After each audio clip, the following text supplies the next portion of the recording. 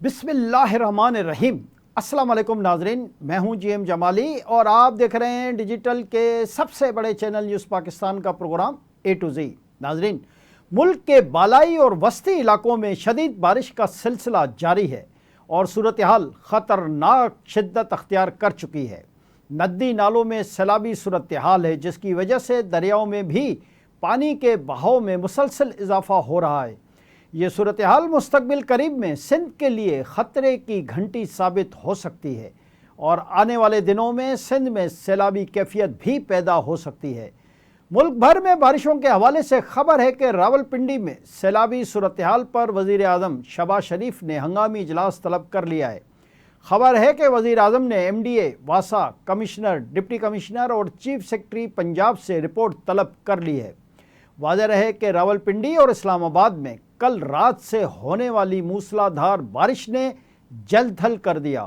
230 ملی میٹر سے زائد بارش کے بعد نالہ لئی میں پانی کی سطح بلند ہو کر گوال منڈی پل پر پانی کی سطح 23 فٹ جبکہ کٹاریاں میں 22 فٹ بلند ہے۔ نشیبی علاقوں میں گلیوں اور سڑکوں پر پانی جمع ہو چکا ہے۔ ریسکیو، واسا اور سول ڈیفنس سمیت تمام ادارے ہائی الرٹ ہو گئے۔ نالہ لئی میں پانی کی سطح بلند ہونے کے باعث خطرے کے سائرن بجا دیے گئے ہیں۔ مینیجنگ ڈائریکٹر واسا محمد سلیم اشرف نے کہا ہے کہ محکمہ موسمیات کے مطابق راولپنڈی، اسلام آباد میں 230 ملی میٹر سے زائد بارش ہو چکی ہے۔ عملہ اور ہیوی مشینری نشیبی علاقوں میں موجود ہے۔ نالہ لئی میں پانی کی سطح تیزی سے بلند ہو رہی ہے۔ کٹاریاں کے مقام پر 20 فٹ اور گوال منڈی پل پر پانی کا بہاؤ 19 فٹ ہے۔ دریں اثنا خبر ہے کہ راولپنڈی کے قریب چکری روڈ پر سیلاب میں پھنسے خاندان کو پاک فوج نے ہیلی کاپٹر کے ذریعے بچا لیا۔ متاثرہ خاندان چکری روڈ گاؤں لڈیان میں مکان کی چھت پر پناہ لیے بیٹھا تھا۔ خراب موسم کے باوجود پاک فوج نے ہیلی مشن کامیابی سے مکمل کیا۔ علاوہ ازیں راولپنڈی اور اسلام آباد میں کل رات سے ہونے والی موسلا دھار بارش کے بعد نشیبی علاقوں میں گلیوں اور سڑکوں پر پانی جمع ہو گیا ہے۔ اس کے علاوہ چکوال میں بہت زیادہ بارش ریکارڈ کی گئی۔ محکمہ موسمیات کے مطابق چکوال میں 430 ملی لیٹر سے زائد بارش ریکارڈ کی گئی ہے، جو تاریخی ریکارڈ ہے۔ بارش کی وجہ سے چکوال اور ملاقہ علاقوں میں بھی سیلابی صورتحال ہے۔ جی ناظرین، دوسری طرف بلوچستان میں بس پر فائرنگ کے واقعے میں جاں بحق ہونے والے 3 افراد کی میتیں کراچی منتقل کر دی گئیں۔ مقتولین کی نماز جنازہ آج ادا کی جائے گی۔ اس حوالے سے ملنے والی تفصیلات کے مطابق میتوں کو سندھ حکومت کے ہیلی کاپٹر کے ذریعے بلوچستان سے کراچی منتقل کیا گیا۔ جاں بحق 3 افراد کی میتوں کو پی آئی بی کالونی پہنچا دیا گیا ہے۔ جاں بحق افراد کی نماز جنازہ آج بعد نماز عصر کے ایم سی کرکٹ گراؤنڈ میں ادا کی گئی۔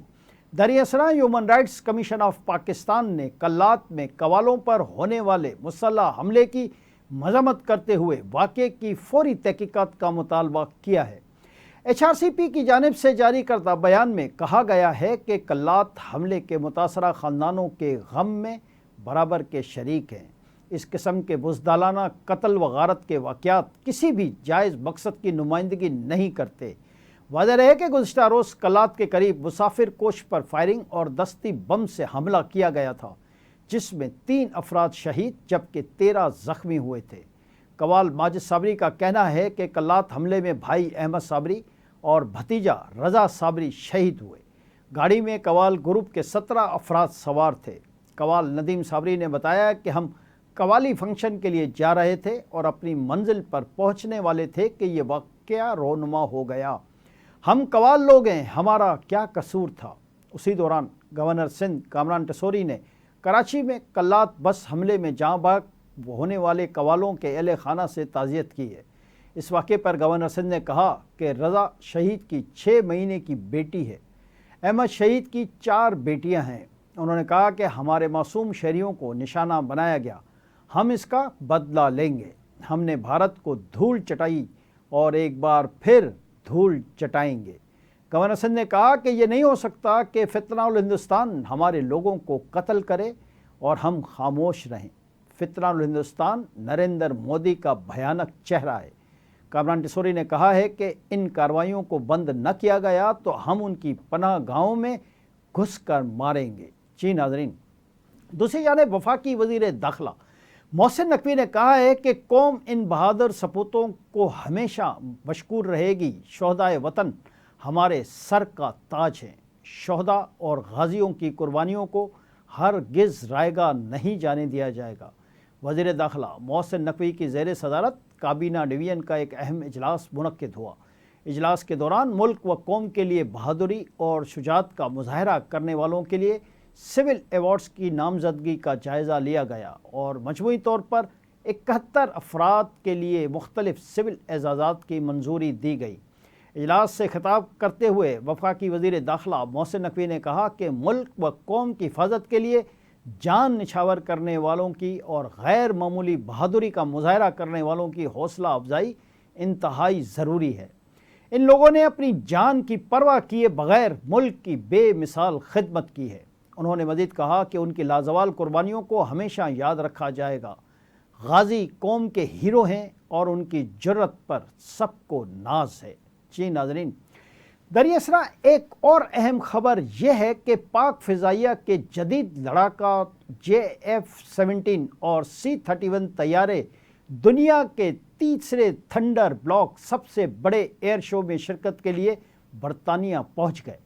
پاک فوج کے شعبہ تعلقات عامہ ISPR کے مطابق PAF کا دستہ رائل انٹرنیشنل ایئر ٹیٹو 2025 میں شرکت کر رہا ہے۔ دنیا کے سب سے بڑے فوجی ایئر شو میں پاکستان کی شاندار نمائندگی ہمارے لیے اعزاز ہے۔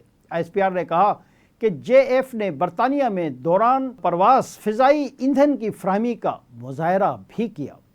PAF کا IL-78 ٹینکر بین الاقوامی ریڈار AESA آپریشنز کی علامت بنا۔